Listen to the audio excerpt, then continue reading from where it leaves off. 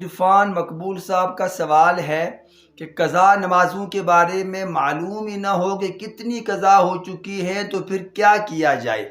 جناب، 12-13 سال کا لڑکا یا لڑکی اگر علامات بلوغت میں سے کوئی علامت پائی جائے تو وہ بالغ ہوتا ہے، اور اگر کوئی علامت نہ ہو تو 15 سال کا بیٹا اور بیٹی بالغ شمار ہوتے ہیں۔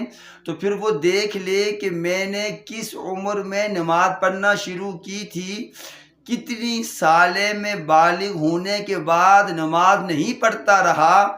یہ دیکھ کر حساب کر کے پھر وہ نمازیں قضا کرنا شروع کر دے۔ اور یاد رکھیے، قضا فرضوں کی ہوتی ہے، قضا واجب وتروں کی ہوتی ہے۔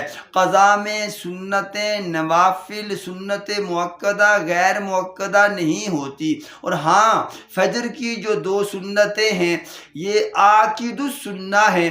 آپ علیہ السلام کی فجر کی نماز جب قضا ہوئی تو فجر کی 2 سنتیں بھی آپ نے پڑھی تھیں، اس لیے فجر کی نماز میں تو 2 سنتیں بھی ساتھ ملائے گا، لیکن باقی نمازوں میں ظہر کے صرف 4 فرض، عصر کے صرف 4 فرض، مغرب کے 3 فرض اور عشاء کے 4 فرض اور 3 وتر قضا میں پڑھے جائیں گے۔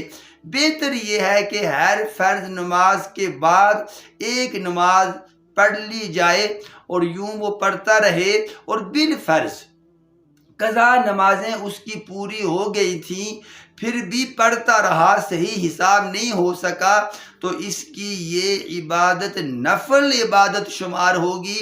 اللہ رب العالمین اس کی محنت کو ضائع نہیں فرمائے گا۔